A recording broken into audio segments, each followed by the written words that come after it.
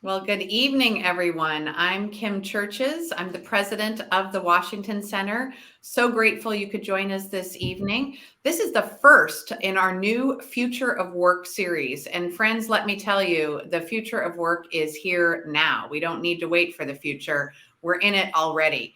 But these are brand new bi-monthly events we're hosting just for you, our valuable Washington Center alumni, that we're going to be featuring an expert guest speaker on a variety of different topics about where we're moving to in terms of jobs, careers, inclusive workspaces, equity, and so much more as we think about the future of work in 2022 and beyond. But before we get started, I have a few housekeeping items to go over. After the conversation with our guest speaker today, you're going to get a chance to ask questions directly by typing your questions in the bottom right corner of your screen in the questions tab.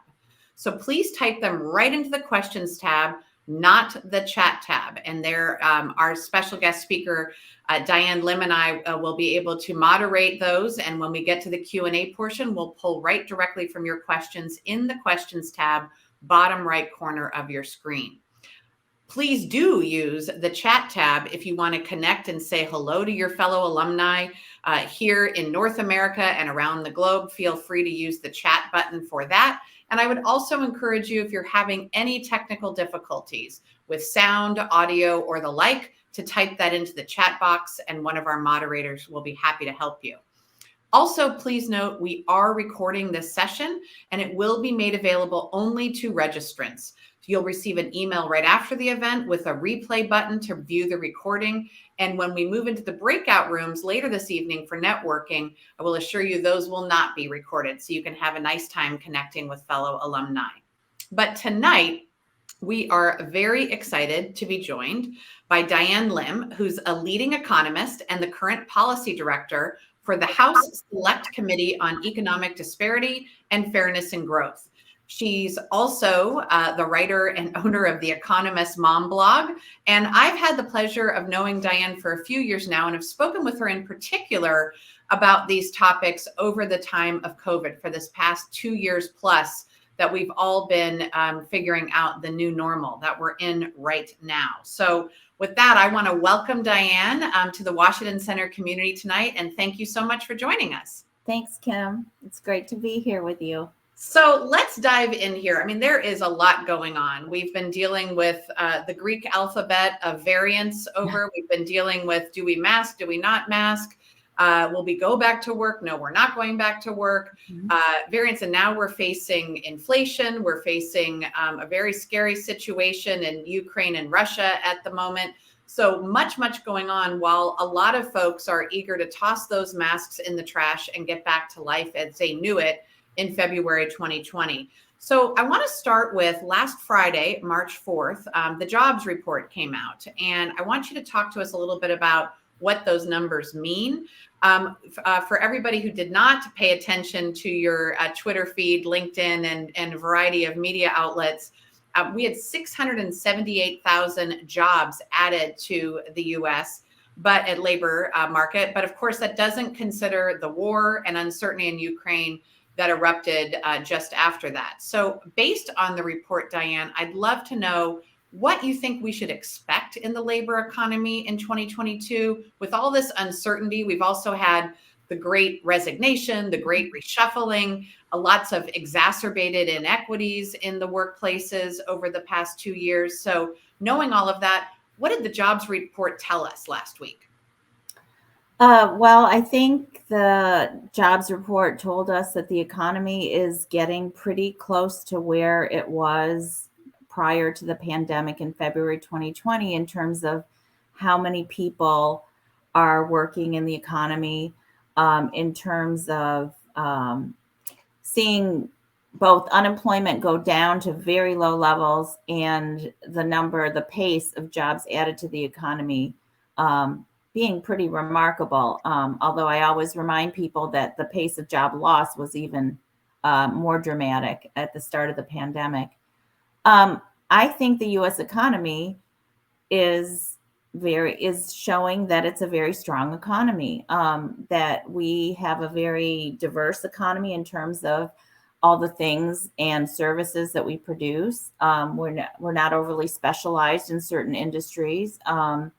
We have seen that even though women pulled out of the labor market more than men during the pandemic, that they're coming back too. So women, female and male labor force participation is almost back to where it was pre-pandemic, although the relative loss on the women's side has not been made up to the extent that it was made up on the men's side.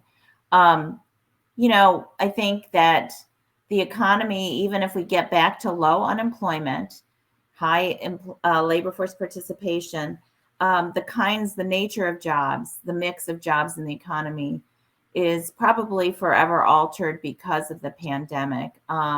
Maybe not forever, but if you remember before the pandemic, our economy had spent, probably 20 years shifting from predominantly consuming goods like things to Americans were much more into consuming services, experiences.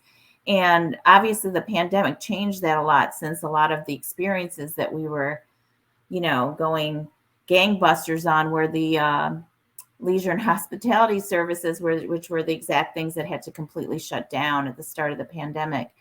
I think that I was worried early in the pandemic that people would never go out again, but it's obvious that people do want to go out and socialize and consume experiences. What's a bigger question mark in my mind is how many people want to work in those industries anymore. Yeah. So it's not that there's a lack of interest in terms of being a consumer of those experiences. It's that a lot of those jobs have soured in terms of their appeal. Like, they were the worst hit jobs during the pandemic because of the health risk in continuing to work those jobs, because you couldn't do those jobs in a remote way. All the in-person jobs, they're low wage jobs, but before the pandemic, people were willing to work those jobs for lower wages because they enjoyed them. But they didn't come with so much risk, so much cost. So it's kind of a big question mark in my mind if the pandemic is going to change a lot of those jobs into automated jobs. So where we're headed for the most substantial shift in terms of where it's possible that machines will take over human jobs is probably in those lower wage, people intensive jobs, where it's fairly easy to replace a person with a computer that can take an order, that kind of thing. So the mix of jobs in the economy will change. And the hope is that the jobs that used to be held by people in those lower wage leisure hospitality jobs will be replaced by other jobs where you can't use a robot to perform, and which will ideally be better jobs in terms of the quality of the work experience as well as the pay. And the compensation. Yeah. When you talked through, kind of service workers and essential, what were, have been known as essential workers during this time, this difference. And for the great majority of us, I know about 70% of us, were privileged enough to be able to work from home during the height of the pandemic, but 30% of the population was not for that. And it really did get into a living wage conversation in this nation. And the like. Do you think I have really noted, this is anecdotal and not from direct research, but just from experience, really seeing an uptick in restaurants aiming to add service fees and the like for better quality compensation packages? Are you seeing this nationwide in forgive me if I didn't plan this out with you in advance, but I find that really interesting in terms of compensation, health benefits, sick leave, et cetera, for folks in leisure. Yeah, so I have an anecdotal example myself. My youngest daughter works in a restaurant in Manhattan, and she is a college graduate from NYU. She did not major in anything having to do with working in a restaurant, but she loves it. That restaurant has, had to offer higher wages and benefits to their workers. And, my daughter started out as just like a server, and now she's graduating to become a bartender there. But, I think that there was a severe shortage of leisure hospitality, especially restaurant workers, especially in certain parts of the country where, if you think about where demand for restaurants is the highest, for consuming restaurant meals is highest, it's wealthy areas of the country. But often those parts of the country are too expensive for restaurant workers to live in, right? And especially if you think of resort areas, right? Yeah. So last summer when my husband and I went to the Outer Banks, the spring and summer, and we talked to we noticed that a lot of the restaurants were having to close like 2 or 3 days of the week, and they were coordinating with the restaurants in the same shopping center because they were using the same wait staff, the same restaurant staff.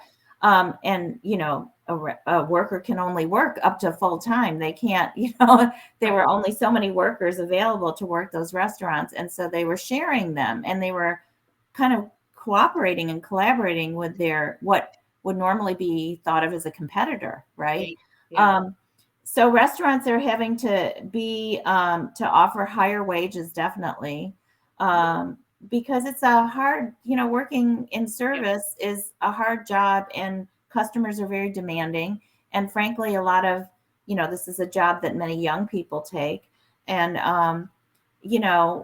if you are given another opportunity that is not so difficult, challenging, kind of stressful, and comes with benefits, you're going to leave. And so the restaurant industry and a lot of service sector, previously very low wage jobs, they have had to raise wages and offer benefits. It's just supply and demand, honestly. So, it's allowing the employees to drive that market rate a little bit more now. After the learning. They have more bargaining power, the workers in that industry. Yeah, that's great. So, look, it's been 2 years since the world changed. I used to be a road warrior in my job, being out on the road 2.5 weeks a month, never sitting still in one place, and started, for those, again, the professional workers, 70% of us that were able to work remotely. With some offices now reopening, I know you mentioned to me in the green room earlier that you're back in the office at the house 5 days a week.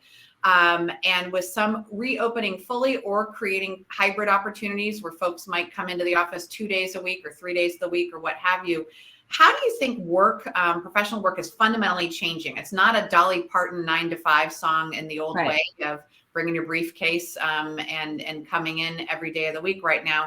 How is it changing or not in your view? And before you answer that, I just want to remind folks, please do go ahead if you've got questions for Diane or topics for this conversation around the future of work and the labor economy. Please do put them in the questions tab. And if you've got any technical difficulties at all, please use the chat box. Thanks. So Diane, what do you think? How much do you think work and the workplace has fundamentally changed? Well, I think the work environment and people's schedules have become more flexible forever, like where you work.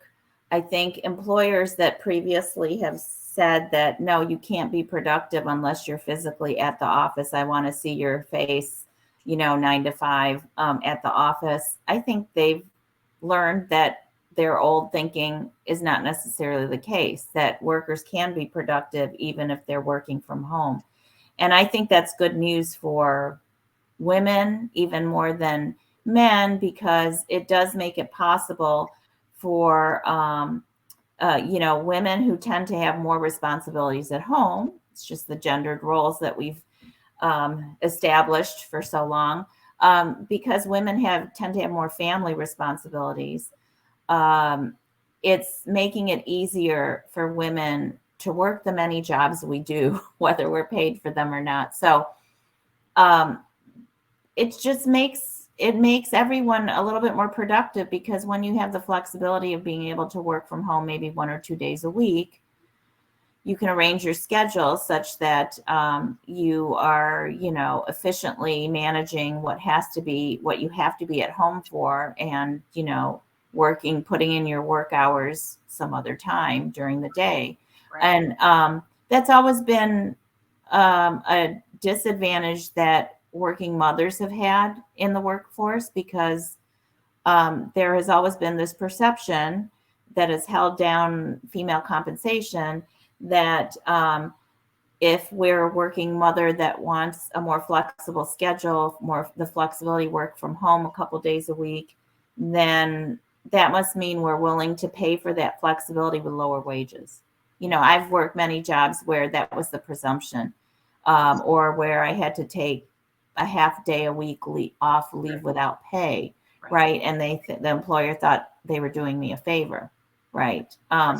So I think that this benefits all workers. I think if you are working a job where you actually can work from home, where it's not so critical that you work certain specific hours in person, then that is an advantage. You can work when you're most productive and where you're most productive.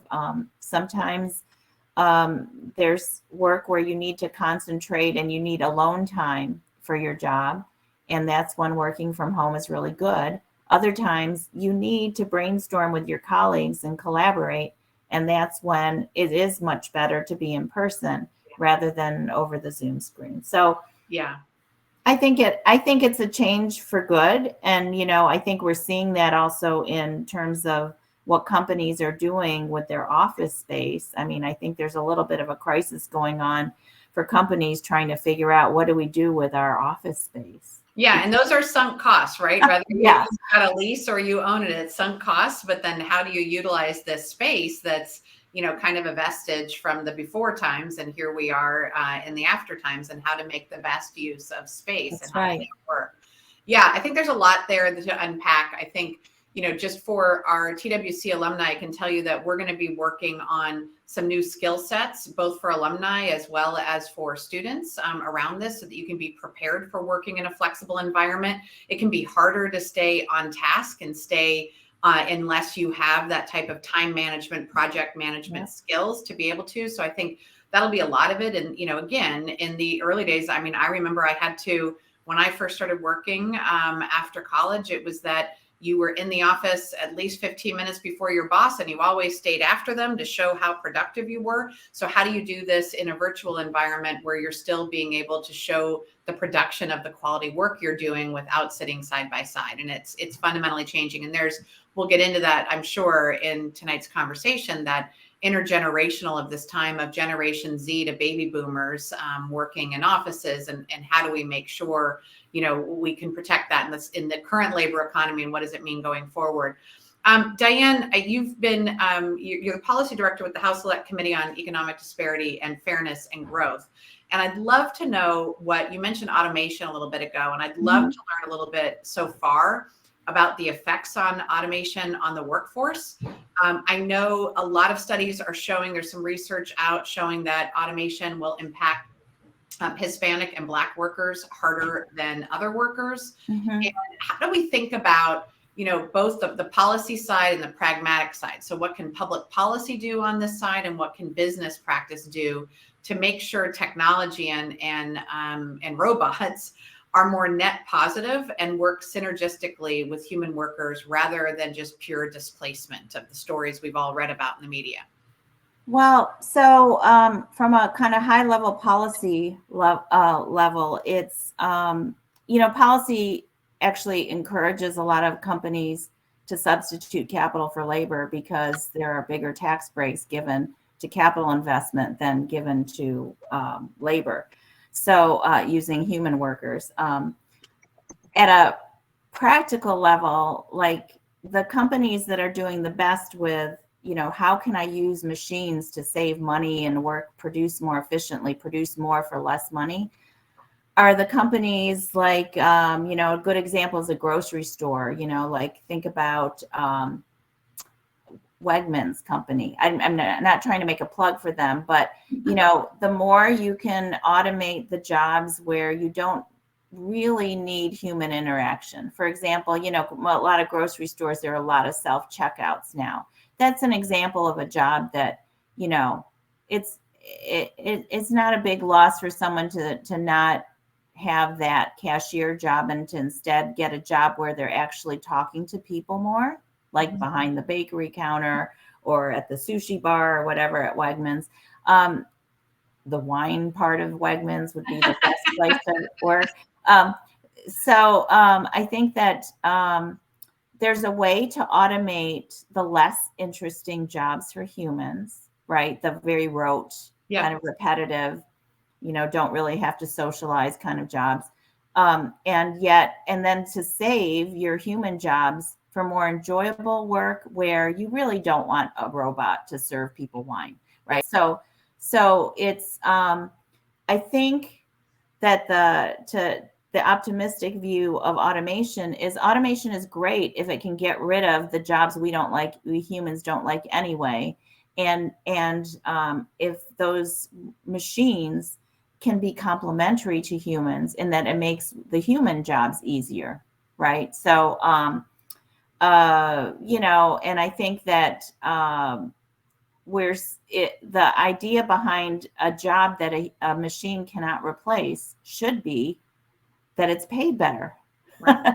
If you're actually hiring someone for their human skills, then the wages shouldn't be held back. No, compensation should go up, right? Compensation should go up because your productivity goes up, both because you've got machines to work with that enhance your productivity per hour, and because you're using a skill set that cannot be replaced by machine. So I think that I guess I'm sort of a technology optimist in that I think technology is good. Technological advancements are good as long as we use that technology in a way that augments the worth of human labor rather than substitutes for it.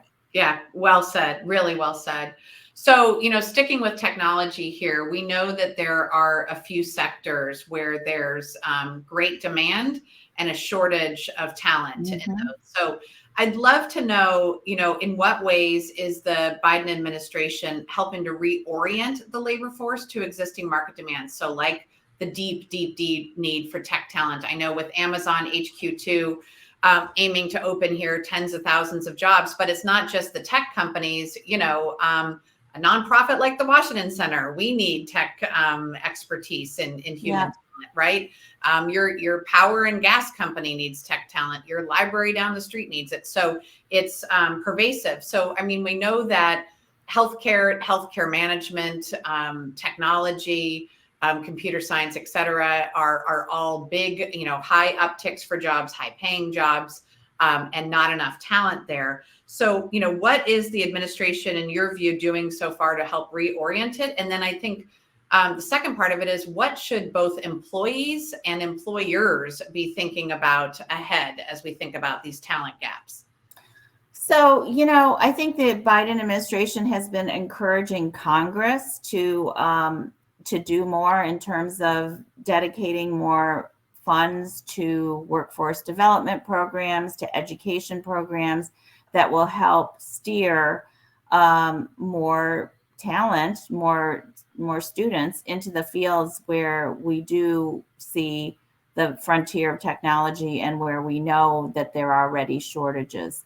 The Build Back Better plan, which passed the House but didn't pass the Senate yet, had workforce development funding. If you look at the infrastructure bill that did pass, has some resources to steer toward workforce development. So I think that the challenge is not what the administration wants to do. The challenge is getting anything the administration wants to do through Congress. Yeah. So I think everyone knows, it would be great to invest more resources into education and, apprenticeship programs, community colleges, workforce development programs. It's kind of obvious that we should be doing more to invest in workers. It's just that Congress is a very partisan, polarized place right now, and it's almost like, you know, it's almost like each side just says no to the other all the time, just to be contrarian. Yeah. What I think that businesses are trying to do on their own, because I've seen this happen, is even without government funding to kind of train their, develop a workforce that is very productive and fills the excess demand they have for those types of higher technology workers. A lot of companies are realizing that it's to their benefit to offer that education and training in-house, to start with someone who enters the company in a lower level analyst job, or a clerical, an admin type role, and then to kind of pull from, kind of recruit from their entry level people that show promise of being able to basically skill up and maybe become a data scientist Right. in the company. So there are, I forget what they call them, accelerator or incubator programs, where a company just kind of looks at their youngest staff and, gets to know the staff enough to figure out who wants to try to skill up and take on a more technologically kind of advanced role in the company. Yeah. And I have 4 children, so I can always come up with examples with my own children. So my oldest daughter did become a data scientist, not because she studied it in school, but because she had first gotten a job as kind of a regular analyst, not necessarily a coder, a programmer. And then she was invited to do a lot of deep on the job training with PhD scientists that worked for the company. And she became a data scientist. And then she moved to San Francisco to become a data scientist in Silicon Valley. And then she moved back to New York because of the pandemic. But anyway, I think that companies find it worthwhile, should find it very worthwhile to do that sort of thing for their own workers, because it builds employee loyalty. It gives them something of value that really adds to their trajectory, to their career path, and makes them want to stay with the company for longer. Yeah. Right. Yes. Right. And in this time of if you can work anywhere, I will tell you, just for the Washington Center, we've got about 85 staff. We now are open outside of the DC, Maryland, Virginia for employment. We have a couple of positions posted now, and I'm getting the amount of inquiry into these roles is stunning, because people are really looking at the flexibility, the total compensation, the upward trajectory, what's the culture like. That relates. I'm like popping into the questions box here, and there's some really good questions popping in. And I'm going to turn to one from Journey Stewart that says, as things are changing so rapidly, are there any indications that employers may increasingly focus on providing more employee benefits? And likewise, somebody else, Alex Haas, is asking, do we might see something in the near future, a push towards more similar work environments, such as in Europe, where employees get more time off and get more benefits for parental leave? And I think both are relevant to this conversation, Diane, because we started kind of in leisure and hospitality, talking about what restaurant and entertainment and hospitality firms and companies are doing to retain talent that are burnt out, underpaid, undervalued, at risk of massive health risks and the like, and sometimes nasty customers. This relates to professional fields too. There's a lot of studies and inquiries about 4-day work weeks. Again, as we've talked about flexible schedules, about enhanced and increased paid parental leave. And I'll just briefly say to everybody here, I'm in the continuous improvement business, where we need to lead by example. And instead of having our employee handbook based in don't do this, don't do that, you must, it's much more of now here's how we want to create a culture that can make you feel like you're part of a community and be your authentic self. So maybe jump into both of those. What do we think about how benefits might be enhanced over time. It's a little bit like the real estate market, right? Right now, it's definitely a seller's market. And for buyers, the prices are jacking up. And in this case, I feel like we're moving to a time where it really is the employees are sitting in the driver's seat. And what does that mean for employers as we look at benefits, compensation, and flexible schedules in your view? Yeah. So, I mean, you might have heard that this pandemic recession was called the she session, right? Because it adversely affected female employment the most, both because women were more likely to work in the industries that were shut down at the beginning of the pandemic, but also because women are more likely to have responsibilities at home and they couldn't continue their work and care for their children who weren't in school, who were at home were being forcibly homeschooled, could not do both at the same time.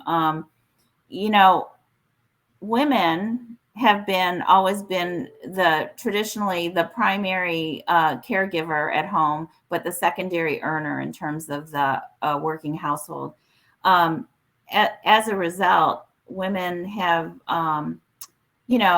tended to make decisions about working or not working based on other than purely monetary values. So, like, men tend to think that they're becoming successful at work if their pay keeps going up and up, their salary keeps going up and up. They're saying, "Oh, I'm doing really well with my career because each job I've had has paid me more and more." Women don't tend to view success at a job or fulfillment at a job by just how much we get paid in salary.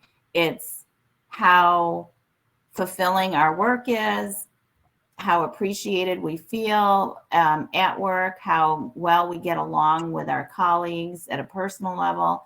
And because of that, we have seen that over the course of the pandemic, women have become more particular about what it takes for them to stay at a job. Yeah. So this great resignation has been more a phenomenon with women than with men, particularly older women, particularly women like in my age group where I'm not yet retirement age, but I can afford to quit my job if I'm not happy at my job.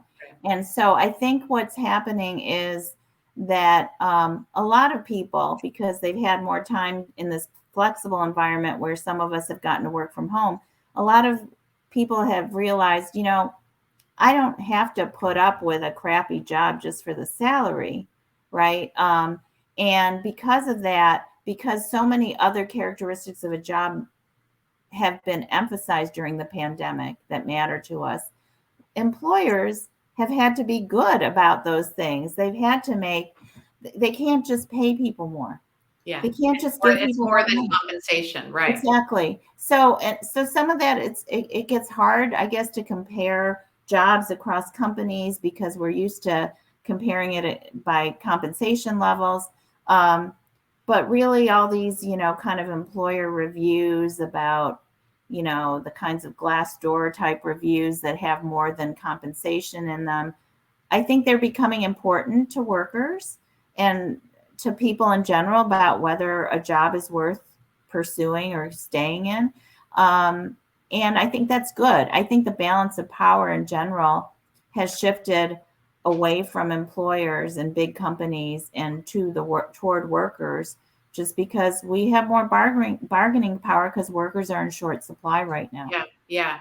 And that's, look, equity is still on everyone's lips as well during this time. And employers really do seem, maybe they're recognizing the need for change merely because they've got to attract and retain and help employees persist, right? But hey, that's okay too if we are going to start to see some systemic change. There is, though, some, I mentioned to you earlier I read an article over the weekend about how pregnant workers right now are feeling actually a little bit more at ease because they're on Zoom screens and not being asked about whether they're coming back or the like, and all of the unconscious bias there. But there is some research out there that diversity, equity, inclusion efforts could be impacted negatively by hybrid work. The example meaning that Overwhelmingly, women and people of color prefer remote or hybrid, and white men are preferring going back in person full time. And I'm curious what you think about that in terms of promotion levels in the economy and what that might look like.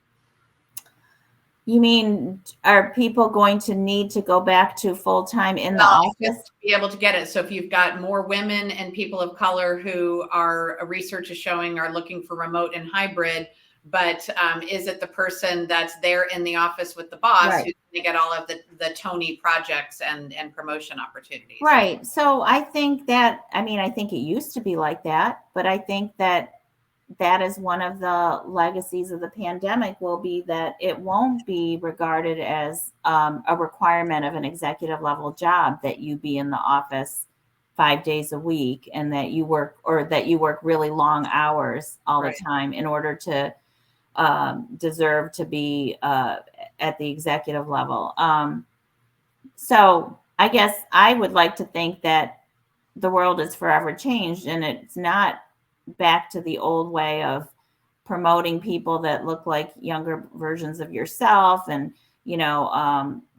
just requiring a demonstration uh, of leadership ability by just based on the amount of hours that you show up in the office physically. Yeah. So I think that's gone away. I mean, it won't go away in certain places. It requires, though, thinking about human talent management differently, right? If you were only Sure. accustomed to doing it one way, some of this might come with some leadership training on how to manage people remotely and hybrid, Right. and how to instill project management skills. That can all be done. We actually have another question here too. And I actually really like this a lot of do you think this trend towards more power to workers is long-term? And that's from Jeffrey Fallis. And so that's kind of coming off of what we're talking about here. And he had a follow-up question on that. Do we think that this will lead to more union organization among workers? And will workers potentially have an easier time organizing? We're seeing that, with Starbucks. We just saw the union case in the last week or so. I can speak, having worked in nonprofits for 30 years, I'm seeing a lot more nonprofits starting to unionize as well. What's your take on this? Do we think that this employee power is a long-term, short-term, midterm? And what do you think about I do. I think it is not. Yeah, I think that this is a long-term trend. And then it's been a long time coming. In terms of, in other countries, workers have a lot more bargaining power than in the US. And I think that, if you think about the US, how with regard to other types of government policies, we tend to hand out benefits based on employment relationships, right? We provide health insurance and subsidize health insurance if you work for a traditional employer. But we don't provide health insurance or subsidize it if you are a gig worker, right? If you're a contract worker. I think that that is going to have to change. It's sort of like, it's an example of how our US federal programs are kind of stuck in the old style economy, where maybe there was one, maybe just the husband worked and the wife stayed at home, where everyone had kind of a lifetime career employer, where you work for one big company for your whole career. And that's why it's fine that that's how you get your pension or your retirement savings. It's fine that that's how you get your health insurance. Your wife doesn't need benefits separately from you because she's just a stay-at-home wife. I think that our systems, our benefit systems are so stuck in, like, I don't know how much, 50 years ago, 60 years it's like ago. Norman Rockwell, right? Yeah. So I think that some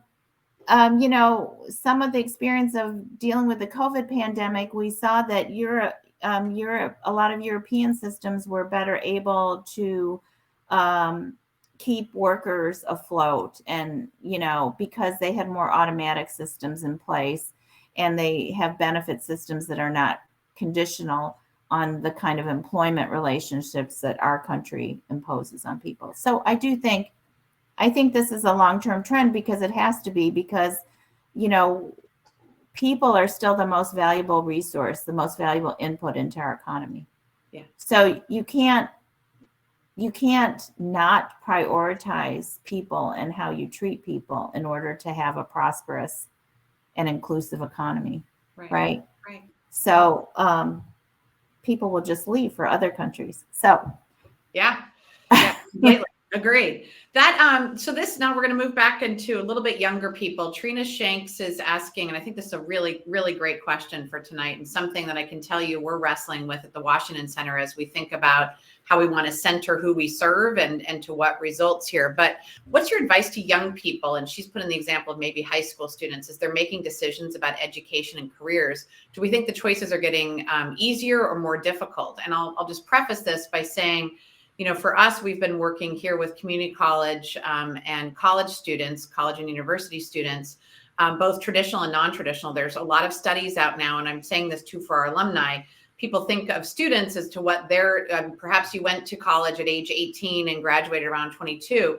The majority of students today on community college, and university campuses exhibit more non-traditional factors, either returning to college, commuting, never living on campus, older, in and out of college, not being able to stay in because of the rising tuition costs and the like. And then that, you know, that whole value proposition question about, and I'd love to get your take on this, Diane, of the value proposition of higher ed today with these soaring tuition rates and maybe no real guarantees for jobs. And, you know, I'd say lastly that higher ed as foundationally was not set up to go, it was not pathway to jobs. It was to create critical thinkers until we started developing professional schools and the like. But I think back to what Trina's saying here, given all of this uncertainty, knowing that there are some real career paths, particularly in tech and in some of the STEM fields, still really desperate for talent. But what advice would you give to young people, maybe those that are just about to graduate, thinking about college, thinking about ahead and what to declare and what to do? How should they be thinking about their education and their careers? So I think I'm going to sound more like, I'm going to speak more as a mother than as an economist here, and just say that I think it's important to not go to college just because you think it's something you're supposed to do. And not study a field just because you think that that has the best chance of getting you a job. I think it's most important to study subjects you're interested in, not because you're already thinking ahead to the list of careers that would be consistent with that. I mean, because I did that. It's sort of like writing your to-do list and then just checking off boxes and then not really being fulfilled, or not, you know, going through the motions, and then you get to the end of it and like, oh, I didn't really want to be doing this. So I think that it's a good thing that some people don't go to college right out of high school. I think that you should not be stressed. I mean, high school students should not be stressed, even though that most of them are, if they start college and they say, I don't know what to major in. I don't know what I want to do when I grow up. I think that, you know, it's nice to just sort of take courses you're interested in. And if you're not interested in any, I would say don't go to college yet then. I would say do not go to college just to go through the motions, because that is not a good cost benefit calculation. So that's my economist advice, is it's so expensive. And you're better off if you're kind of just trying to figure out what you're interested in. There's so many resources that are free online now in terms of, you know, being able to learn things and expose yourself to different subjects, that why should you go ahead and pay all that tuition while you're still figuring things out? Try to figure things out on the cheap. And then once you've figured out a clear path, then you can go and spring for the college tuition. That's my advice as a mother. I love it. It was a terrific answer. And, you know, and I think this relates to Nicole's question here, but just to plug something on here, we're looking at partnering with some new disruptors in higher ed, like the University of the People, which is fully online, accredited, free tuition, and they have more refugees around the globe going through these programs with free tuition, really disrupting the whole model, which I think is fantastic. And then also would say, to your point, I mean, my 14-year-old learned how to play electric guitar on YouTube and is really amazing performing it, right? So, there are so many resources outside of there. But Tamara Lynn and Nicole Messer kind of have some related questions here around any forecasts for what sort of training will be in demand. And then Nicole's is what skills will likely be more in demand over the next few years. And in my own conversations, one big thing that I am hearing from employers is as students are graduating with their degrees, either AA or bachelor's or graduate degrees, is a greater need for professional communications orally and in written form, meaning when to use brevity, when to go long form, when to be, when to manage up, how to do these things, when to hit reply all, when to not. All of those types of things, a lot more on project management. But what do you see in your office as well around where the jobs are growing, tech inclusive, but maybe other ones too? What skills do you think are going to be in demand? So, a few years ago, I was working for the conference board, and we would do a labor shortages kind of report where we looked at the occupations where the U.S. was facing the biggest shortages in terms of demand exceeding supply of available workers. And it is in the expected data sciences, the analytics fields, but it's also in the skilled trades. These are, kind of occupations like, being an electrician or carpenter. The skilled trades, plumbers are in shortage, right? So, and those jobs pay well because they're in such high demand relative to the number of workers there are available. I think that this is a reason why it would be good for our country to develop more apprenticeship programs, because for the skilled trades, that's what you need. Healthcare fields. There's a huge shortage of kind of mid-level healthcare providers, meaning not the MDs. We got still lots of people becoming medical doctors, but of course, nurses have been in shortage for a long time. And, the solution is obviously that nurses should get paid more, but also that the U.S. has not done that well attracting native-born Americans to go into nursing for some reason, relative to the way some other countries are able to, cultivate a lot of skilled nurses. The problem is that we actually rely quite a bit on immigrant workers in our country for these mid-level health jobs, and our immigration numbers our immigration kind of visas for work reasons have gotten curtailed. Obviously, during the pandemic, they had to be as well. So, and then in the Trump administration, they were curtailed intentionally. So, we have a nursing shortage. We have health. If you think of those medical fields, they can't be automated away very well. Exactly. Yeah. So, or offshore, they have to be in person. We can't offshore it or automate it. So, so healthcare fields, skilled trades, and analytics, data analytics. But don't force yourself to be a data analyst if you don't like working with numbers and math. Yeah, you gotta love it. I get it totally. So we've been talking largely about private sector, and nonprofit sector roles. There is a question here from Kin Ma about rapid rising costs in housing, goods, and services. The federal government seems to lag greatly in adjusting salary and locality pay for federal workers compared to private sector. A broad question, but do you have thoughts on the trends for the federal workforce, including locality pay to offset inflation? Yeah. Haven't thought much about that. That is a hard problem.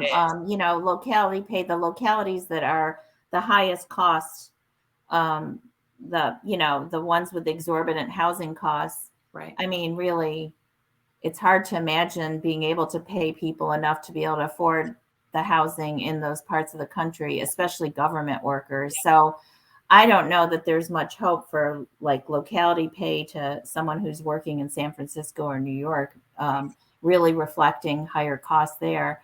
Um, Private companies do have their locality pay adjustments, especially now that a lot of their workers are not returning to the home office. They've moved during the pandemic and aren't going back. And Right. we've seen companies kind of struggling with this issue, figuring out how to adjust compensation to reflect cost of living. And the cost of living that's so high is really, it's because of the housing shortage and zoning at state and local levels that restrict how, we can't build enough affordable housing in these cities. So Right. it's Yeah, a very tough problem. it is, and it is a municipal, state, and federal problem, really, as we think about these servant leader rules and working in the public sector. And Yeah. one that it's. I'm glad that it was raised. Thank you so much for that good question. So let's kind of wrap up for you, Diane, here. And I just want you to kind of look into your crystal ball, because I know when you and I first started talking at the beginning of the pandemic, I don't think we anticipated. I thought it was going to be 2 weeks. I think. And here we are, right? Here we are. But kind of look ahead for me. What are your predictions for year end? Where, in terms of policy and practice, you've talked a little bit about this, particularly in leisure hospitality and some of the changes we're seeing here. What we want to, the power of employees right now around stronger benefits packages, flex work, caregiving. Where do you think caregiving is going to go? Policies there. Any predictions you want to share with us as we think ahead and look ahead to the end of December of 2022 of what we might see in the economy? Well, I think for all workers that real pay, real wages are going to go up. Right now, it feels a little shaky because inflation is rising faster than wages for a lot of people. But we have to remember that there is a trade-off in the economy. When the economy is growing rapidly, inflation naturally ensues. So I think that the inflation will settle down. Of course, now we have the effect of the war in Ukraine that is pushing up energy costs, and so that is a huge part of overall price level. I think that inflation will settle down. This is not a permanent state, but I should admit that I said that the pandemic wasn't going to last very long either. So just don't hold me to that. But I think wages are real wages are going to be do pretty well. I think that the federal government is headed toward, there's certainly this desire on the part of the administration and Congress to pass Build Back Better, which was had a lot of elements that basically subsidize childcare and family care. Right. There's a need for that because the childcare industry is the workers are underpaid relative to their value, and yet the costs are too high for most families to afford. And so it's holding back, female labor force participation, and it's holding back the economy, therefore. So I think there has been a strong case made in Congress that subsidizing childcare, investing in childcare is not just social spending, it's actually economic investment. Mm-hmm. And so I do think that we'll get somewhere during this administration in terms of more investments in the care economy, and therefore more of a chance for costs of childcare and elder care to come down while wages go up. So I think that we're moving in that direction. I think that we're moving in the direction of more benefits to come with jobs, no matter the form of employment. I think we're moving toward more option for people to unionize at their work and to develop stronger bargaining power for wages and benefits. So I think there's going to be a shift or desire, certainly on the part of the administration and congressional Democrats, at least, to reduce the subsidies the federal government tends to pour the most money into, which primarily have benefited capital owners and very high income, high wealth individuals and very well-to-do large corporations. So we have to remember that there is a sort of economy-wide budget constraint, and the more we subsidize these things that don't really need those subsidies, the less we have to invest or subsidize areas of the economy that are in need of greater resources, right? So I think that's where the Biden administration is trying to go with federal policy. We'll just see how, if Congress can settle down and agree on some things, maybe unify over things like a war and stop fighting over silly things like little line items in the budget. So that's where I think the economy is strong. I think that we're at getting pretty close to our pre-pandemic capacity, but there's a lot of economic capacity in our economy that we haven't yet seen because people are not yet being able to access participation in the economy because they haven't had the same educational opportunities or housing opportunities or transportation opportunities to get to work. So I think that the economy will grow pretty strongly over the next decade. I think we're doing pretty well. That's great, Diane. One, I always benefit from hearing from you and getting your thinking on this because I know you're looking, at the aggregate and the disaggregating all of this and trying to make sense of where things are going. I also just want to thank you for all you're doing for the committee and for all of us and for just shedding so much light on this. And as our first speaker in our Future of Work series, folks, I know my colleague Kathleen is going to be joining us here in just a second. Please give a virtual round of applause to Diane Lim for joining us tonight and sharing so much of her wisdom with us all on the outlook for the labor economy going into throughout this year. I hope you'll join us for future events in our series and also look forward to sharing more about our own strategic planning and how we will be reaching out beyond what the Washington Center has been known for, really into creating new micro-credentialing, new badging, new short-term programs to really ensure we're a part of the solutions for the future of work moving forward in this. But Diane, it's been so great seeing you again. Thanks so much for your time tonight. And I'm going to turn it over to Kathleen. Thank you all. Thanks, Diane.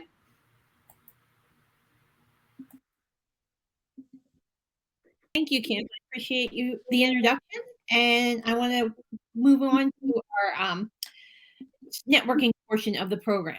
Perfect. When I'm going to set up the breakout rooms. We have 4 breakout rooms, and up to 16 people can join. You will need to click and participate. Click the participate button once the breakout rooms are launched, and from there you'll be able to join the breakout rooms.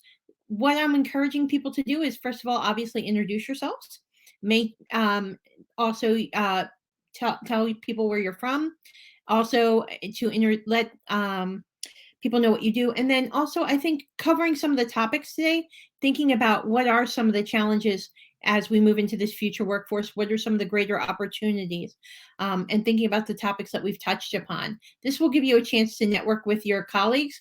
And from here, we will keep the breakout rooms open for about till about 7:25, and then close out the program from there. We'll bring you into the main room. Thank you so much, and give me 1 second, and your breakout rooms will be ready. There will be 3 breakout rooms. Okay, here you go.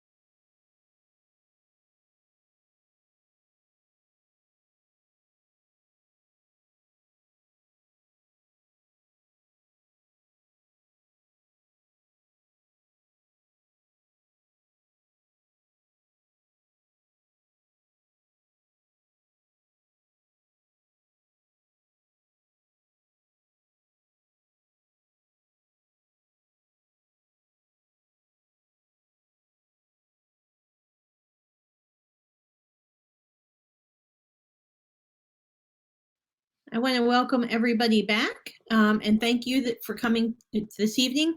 You will be receiving a survey. If you do have a chance, please take time to fill out the survey. We greatly appreciate your feedback and look forward to seeing you at the next Future of Work event in May. Also, I do want to encourage you to check out the Washington Center's alumni community on LinkedIn, where we post jobs and other professional resources. It is your area to network with other alum, and hope to see you soon. Thank you so much and have a good day.